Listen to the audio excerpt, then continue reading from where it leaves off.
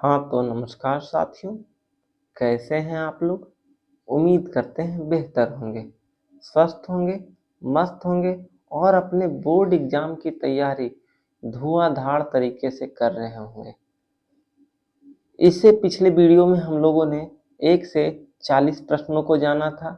इस वीडियो में हम लोग फिर से 41 से 80 प्रश्नों को जानेंगे, यानी यह वीडियो पार्ट 2 है। साइंस में जो पूछा गया VVI ऑब्जेक्टिव प्रश्न है, जो कि प्रत्येक साल पूछने की संभावना होती है, वह प्रश्न हमारे लिए बहुत ही महत्वपूर्ण हो जाता है। उस प्रश्न को हम करेंगे। तो चलिए बिना समय गवाए करते हैं आज के सेशन को स्टार्ट। उससे पहले आप हमारे चैनल के साथ जुड़ जाए, चैनल को सब्सक्राइब कर लीजिए और अपने दोस्तों के साथ भी शेयर कर दीजिए। बोर्ड एग्जाम की धुआंधार तैयारी के लिए आज ही ज्वाइन करें ब्राइट फ्यूचर कॉन्सेप्ट। चलिए चलते हैं 41 नंबर प्रश्न की तरफ। 41 नंबर प्रश्न क्या कह रहा है? तो 41 नंबर प्रश्न कह रहा है कि मोटर गाड़ियों के चालक के सामने दर्पण लगे होते हैं। तो मोटर गाड़ियों के चालक के सामने जो दर्पण लगा रहता है उसे हम लोग साइड मिरर के नाम से जानते हैं। और साइड मिरर का जो उपयोग होता है वह साइड मिरर के रूप में जिस दर्पण का उपयोग करते हैं हम लोग उसे उत्तल दर्पण कहते हैं। उसे क्या कहते हैं? उसे उत्तल दर्पण कहते हैं। यानी मोटर गाड़ियों में चालक के सामने लगे दर्पण को उत्तल दर्पण कहते हैं। चलिए चलते हैं प्रश्न संख्या 2 की तरफ। प्रश्न संख्या 2 कह रहा है कि प्लास्टर ऑफ पेरिस के जमने का कारण क्या है? तो प्लास्टर ऑफ पेरिस का सबसे पहले हम जानते हैं उपयोग कहाँ कहाँ होता है। तो 2 जगह महत्वपूर्ण उपयोग होता है। पहला, डॉक्टरों के क्लिनिक में, जैसे किसी का हाथ या पैर टूट जाता है तो हम लोग उसे प्लास्टर करने के लिए प्लास्टर ऑफ पेरिस का प्रयोग करते हैं। और सेकंड उपयोग जो है, हम लोग के घरों में जो पुट्टी होता है उसे हम लोग प्लास्टर ऑफ पेरिस का प्रयोग करते हैं। तो प्लास्टर ऑफ पेरिस जो होता है वह जल के साथ अभिक्रिया कर लेता है, इसी कारण से प्लास्टर ऑफ पेरिस जमता है। तो जल के साथ अभिक्रिया करने के कारण उसमें जलासन की क्रिया होती है, इसलिए प्लास्टर ऑफ पेरिस के जमने का कारण है। जलासन की क्रिया प्लास्टर ऑफ पेरिस के जमने का कारण है, यानी right option option number D हो जाएगा। चलिए चलते हैं 43 नंबर प्रश्न की तरफ। 43 नंबर प्रश्न क्या कह रहा है? तो 43 नंबर प्रश्न कह रहा है कि मानव वृक्क किस प्रणाली का एक हिस्सा है?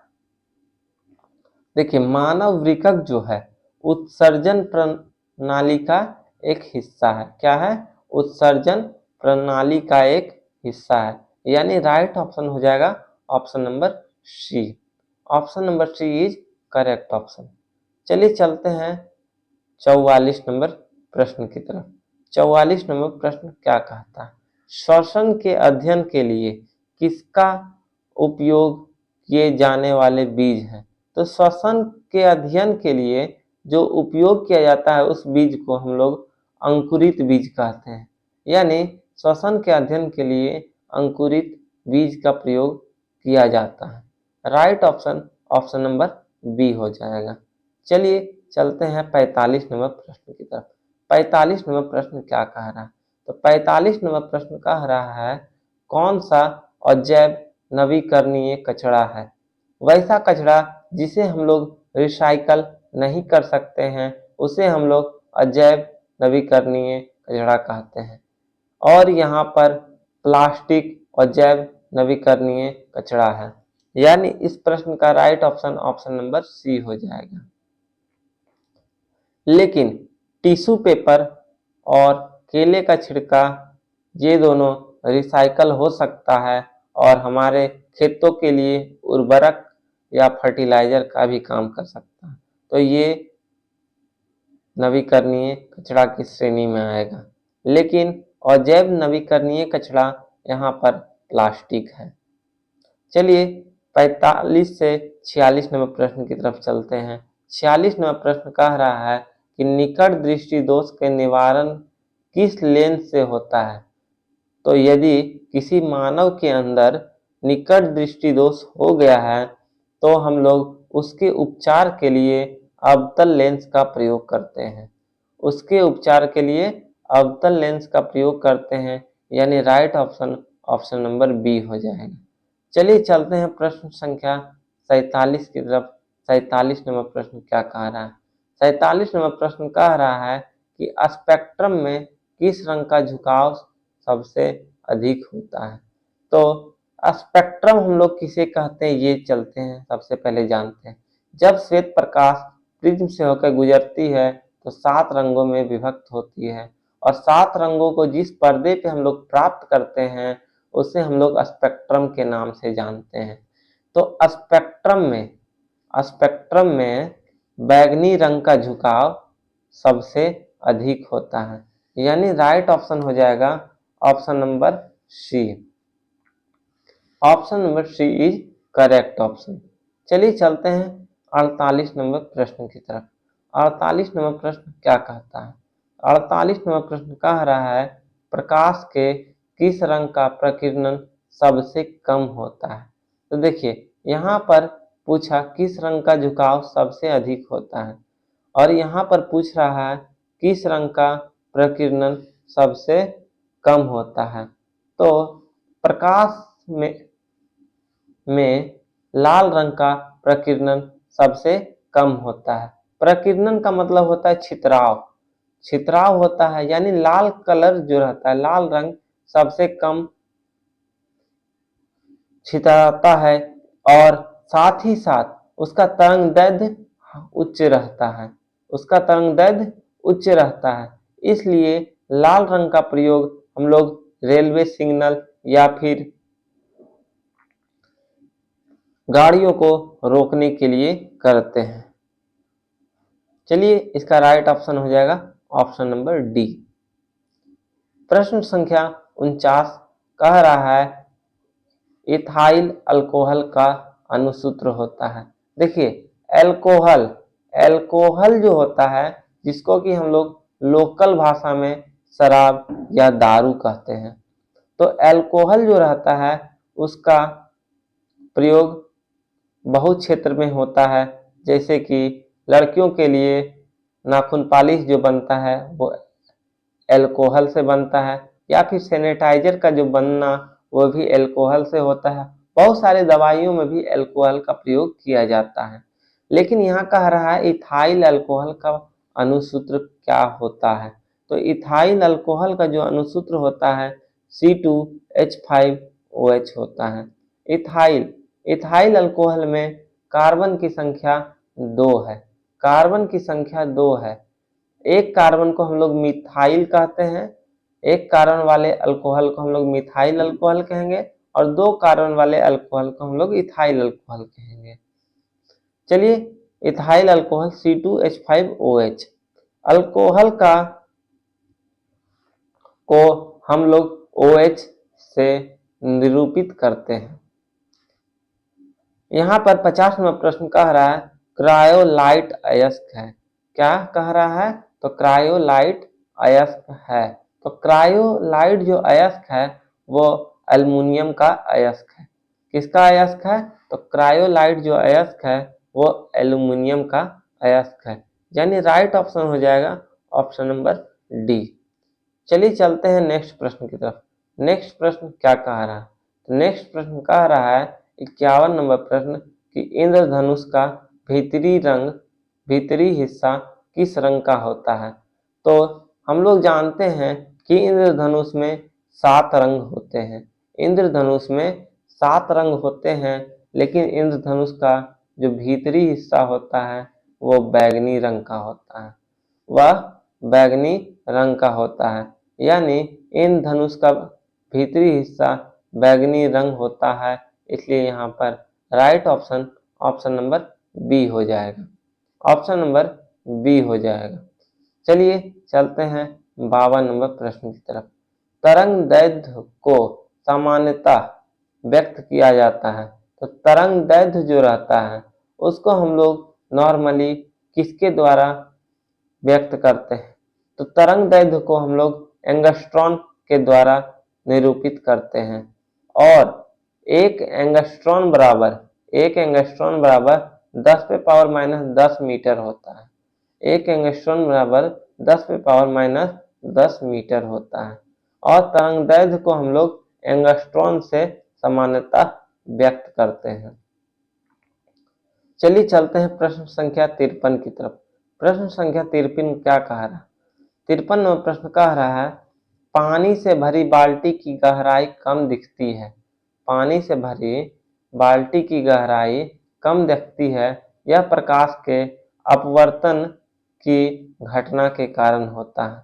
प्रकाश के अपवर्तन की घटना के कारण ही पानी से भरी बाल्टी कम दिखाई देती है। यानी इसका राइट ऑप्शन हो जाएगा ऑप्शन नंबर ए।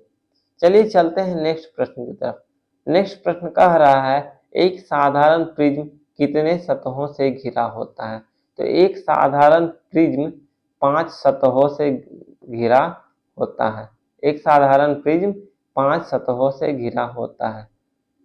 1, 2, एक नीचे वाला 3, एक 4 और ये एक 5। यानी एक साधारण प्रिज्म 5 सतहों से घिरा होता है। यानी राइट ऑप्शन हो जाएगा option number C. Option number C is correct option. चलिए चलते हैं नेक्स्ट प्रश्न की तरफ। अगला प्रश्न क्या कह रहा है? तो अगला प्रश्न कह रहा है, सीएनजी का मुख्य घटक है। तो सीएनजी का जो मुख्य घटक है वह मीथेन है। क्या है? तो मीथेन है। और मीथेन का जो फॉर्मूला होता है वह CH4 होता है। मीथेन का जो फॉर्मूला होता है CH4 होता है। वह CNG, LPG और PNG, चाहे वह बायोगैस हो, चारों का मुख्य घटक है। चलिए चलते हैं प्रश्न संख्या 56 की तरफ। 56 नंबर प्रश्न कह रहा है, सूर्य से जो प्रकाश ऊर्जा विकसित होती है उस ऊर्जा को हम लोग हाइड्रोजन नाभिकीय संलयन कहते हैं। हम लोग क्या कहते हैं? हाइड्रोजन नाभिकीय का संलयन कहते हैं। यानी इसका राइट ऑप्शन हो जाएगा ऑप्शन नंबर सी। सूर्य से जो ऊर्जा विकसित होती है उसे हम लोग हाइड्रोजन नाभिकीय संलयन अभिक्रिया कहते हैं। इसका right option option number C हो जाएगा। चलिए चलते हैं प्रश्न संख्या 57 की तरफ।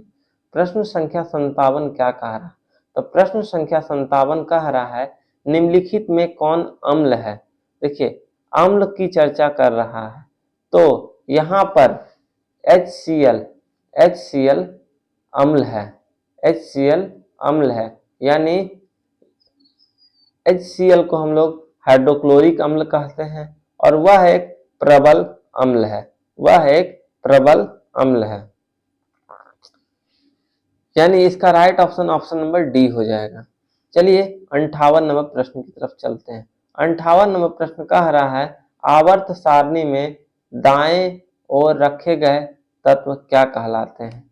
तो आवर्त सारणी में दाएं ओर जो तत्व रखे जाते हैं उसे हम लोग अधातु के नाम से जानते हैं। आवर्त सारणी में दाएं ओर रखे गए तत्व को अधातु कहते हैं। यानी इंग्लिश में इसे नॉन मेटल के नाम से जानते हैं। यानी इसका right option option number B हो जाएगा। चलिए चलते हैं नेक्स्ट प्रश्न 59 नंबर प्रश्न की तरफ। साबुन है। साबुन क्या है? तो साबुन जो है क्या है? तो साबुन को हम लोग सोडियम एसीटेट के नाम से जानते हैं। सोडियम एसीटेट के नाम से जानते हैं। और साबुन का फॉर्मूला C17H22COONA होता है। COONA होता है। यानी इसका राइट ऑप्शन हो जाएगा ऑप्शन नंबर ए। साबुन सोडियम एसीटेट है। 60 नंबर प्रश्न 60 नंबर प्रश्न क्या कह रहा है? जब प्रकाश की किरण हवा से कांच में प्रवेश करती है तो मुड़ जाती है। तो हवा विरल माध्यम है और कांच सघन माध्यम है। हवा क्या है? विरल माध्यम है और कांच सघन माध्यम में।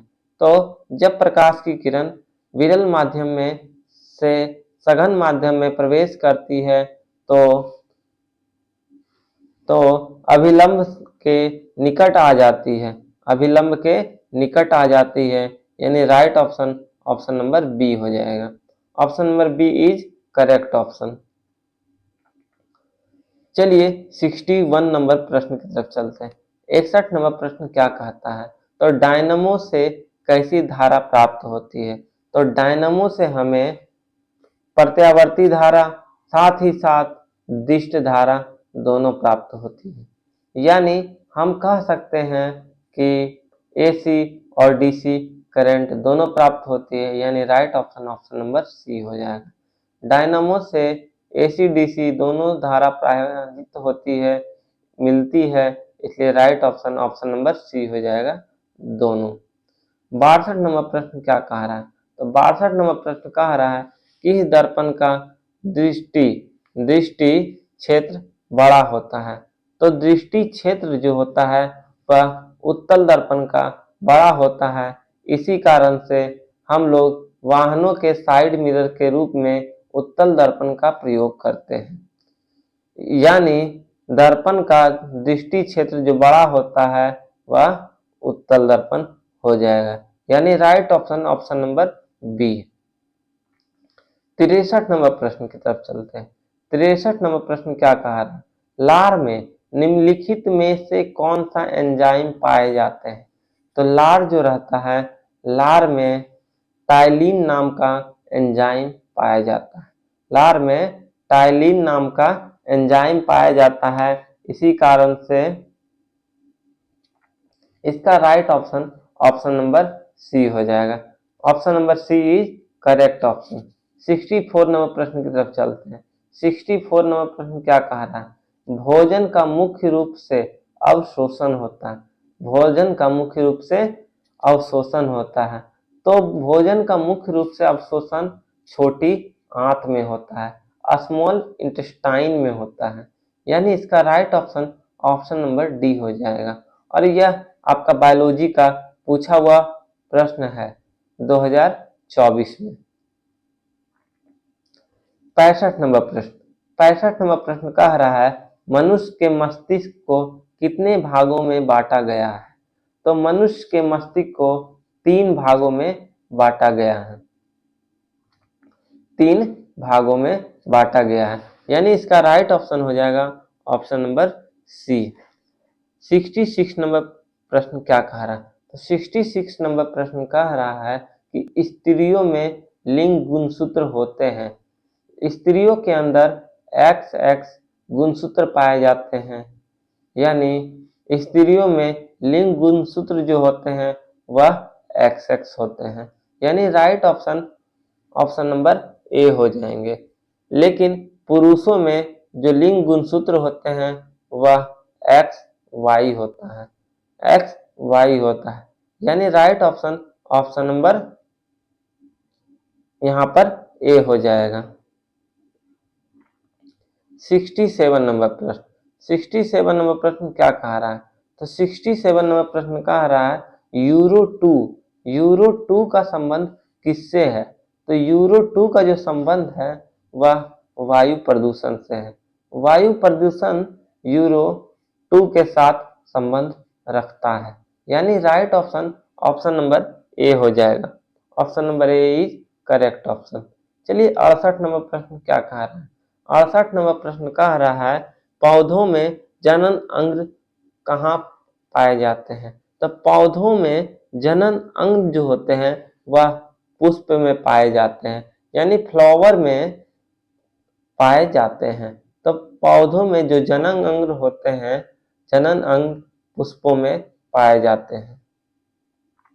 इसका right option option number C हो जाएगा। चलिए चलते हैं 69 नंबर प्रश्न की तरफ। 69 नंबर प्रश्न क्या कह रहा है, तो 69 नंबर प्रश्न कह रहा है, मलेरिया उत्पन्न करने वाले मच्छर जिसको कि मादा इन्फ्लुएंजा मच्छर कहते हैं, मादा इन्फ्लुएंजा मच्छर कहते हैं, यह किस प्रकार के जल में उत्पन्न होती है। तो देखिए मादा इन्फ्लुएंजा मच्छर जो रहता है वह गंदे जल में पाए जाते हैं।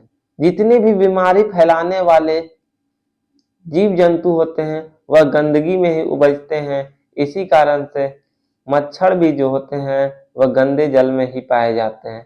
तो मादा इन्फ्लुएंजा मच्छर गंदे जल में उत्पन्न होते हैं। राइट ऑप्शन नंबर बी हो जाएगा। प्रश्न संख्या 70 क्या कह रहा है? तो 70 नंबर प्रश्न कह रहा है नर युग्मक और मादा युग्मक के संयोजन से बनता है। तो नर युग्मक और मादा युग्मक जब मिलते हैं, दोनों के स्पर्म और ओवम मिलते हैं तो जायगोट का निर्माण होता है। जायगोट को हम लोग हिंदी में युग्मनज कहते हैं। क्या कहते हैं? युग्मनज कहते हैं। यानी राइट ऑप्शन नंबर ए हो जाएगा। Option number A is correct option. चलिए चलते हैं प्रश्न संख्या 71 की तरफ। 71 नंबर प्रश्न क्या कह रहा है? तो 71 नंबर प्रश्न कह रहा है किसमें बाह्य निषेचन होता है? बाह्य निषेचन की क्रिया किसमें होती है यह कह रहा है। तो बाह्य निषेचन की जो क्रिया होती है वह मेढक में होती है। बाह्य निषेचन की क्रिया मेढक में होती है। यानी राइट ऑप्शन नंबर सी हो जाएगा। चलिए 72 नंबर प्रश्न की तरफ चलते हैं। 72 नंबर प्रश्न कह रहा है हजामत बनाने के लिए व्यवहार किया जाता है। यानी दाढ़ी बनाने में कौन से दर्पण का प्रयोग किया जाता है? तो दाढ़ी बनाने में अवतल दर्पण का प्रयोग किया जाता है। अवतल दर्पण का प्रयोग किया जाता है। यानी राइट ऑप्शन हो जाएगा option number B. Option number B is correct option. चलिए चलते हैं 73 नंबर प्रश्न की तरफ। 73 नंबर प्रश्न क्या कह रहा है? दांत को साफ करने के लिए दंत मंजन, जिसको कि आप लोग टूथपेस्ट कहते हैं, क्या कहते हैं? दंत मंजन यानी टूथपेस्ट प्राय होता है। तो दंत मंजन या टूथपेस्ट जो होते हैं वह किस प्रकृति के होते हैं? तो वो क्षारीय प्रकृति के होते हैं। दंत मंजन या टूथपेस्ट क्षारीय प्रकृति के होते हैं। यानी राइट ऑप्शन हो जाएगा option number A. Option number A is correct option. चलिए चलते हैं प्रश्न संख्या 74 की तरफ। 74 नंबर प्रश्न क्या कहता है? आधुनिक आवर्त सारणी में समूहों की संख्या कितनी है? आवर्त सारणी जो है हमारा मॉडर्न जो पीरियोडिक टेबल है, मॉडर्न पीरियोडिक टेबल में समूहों की संख्या जो है कितनी है? तो 18 है। कितना है? समूहों की संख्या 18 है। किसके समूहों की संख्या? तो समूहों की संख्या जो है वह 18 है। वह आधुनिक आवर्त सारणी है। चलिए 75 नंबर प्रश्न कह रहा है यहाँ पर मैग्नीशियम पाया जाता है। तो मैग्नीशियम जो होता है वह क्लोरोफिल में पाया जाता है और क्लोरोफिल जो होता है पेड़ पौधों में पाया जाता है। यानी पेड़ पौधों की पत्तियों में पाया जाता है। यानी मैग्नीशियम पेड़ पौधों की पत्तियों में पाया जाता है। लेकिन इस प्रश्न के अनुसार मैग्नीशियम क्लोरोफिल में पाया जाएगा। यानी ऑप्शन नंबर ए करेक्ट हो जाएगा। वृक्क वृक्क की संरचनात्मक एवं क्रियात्मक इकाई को क्या कहते हैं? देखिए वृक्क की संरचनात्मक एवं क्रियात्मक इकाई को हम लोग नेफ्रॉन के नाम से जानते हैं। किस नाम से जानते हैं? नेफ्रॉन के नाम से जानते हैं। और नेफ्रॉन से क्वेश्चन आप लोगों को डायग्राम बनाने के लिए भी पूछता है, इसलिए आप लोग डायग्राम का भी प्रैक्टिस कर लीजिएगा बायोलॉजी में। एक पुष्प का डायग्राम बनाने का कर लीजिएगा प्रैक्टिस और एक नेफ्रॉन का कर लीजिएगा। ये दो पूछे जाते हैं एग्जाम में। 77 नंबर प्रश्न 77 नंबर प्रश्न कह रहा है निम्न में कौन उत्सर्जी अंग है? उत्सर्जी अंग की चर्चा कर रहा है। यहाँ पर किसकी चर्चा कर रहा है? तो उत्सर्जी अंग की चर्चा कर रहा है। तो उत्सर्जी जो अंग है वो क्या है? तो वृक्क है। उत्सर्जी अंग कौन है यहाँ पर? तो वृक्क है। यानी राइट ऑप्शन नंबर ए हो जाएगा। चलिए चलते हैं 78 नंबर प्रश्न की तरफ। 78 नंबर प्रश्न क्या कह रहा है? तो समतल दर्पण द्वारा बना प्रतिबिंब होता है। तो समतल दर्पण जो रहता है उसमें कैसा प्रतिबिंब बनता है? तो समतल दर्पण में काल्पनिक प्रतिबिंब बनता है। समतल दर्पण में काल्पनिक प्रतिबिंब बनता है, यानी वर्चुअल इमेज बनता है। यानी इसका राइट ऑप्शन हो जाएगा ऑप्शन नंबर ए। 79 नंबर प्रश्न।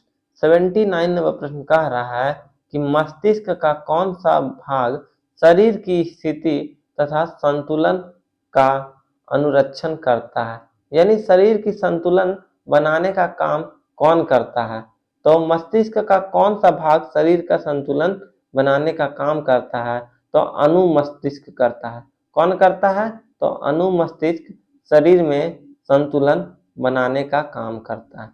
यानी right option option number C हो जाएगा। चलिए चलते हैं 80 नंबर प्रश्न की तरफ। 80 नंबर प्रश्न क्या कह रहा है? 80 नंबर प्रश्न कह रहा है घरेलू विद्युत परिपथ में उदासीन तार का रंग कौन सा होता है? तो घरेलू परिपथ में उदासीन तार जो रहता है वह लाल रंग का होता है। किस रंग का होता है? तो लाल रंग का होता है। यानी राइट ऑप्शन हो जाएगा यहाँ पर, right option option number A हो जाएगा। घरेलू विद्युत परिपथ में उदासीन तार लाल रंग का होता है।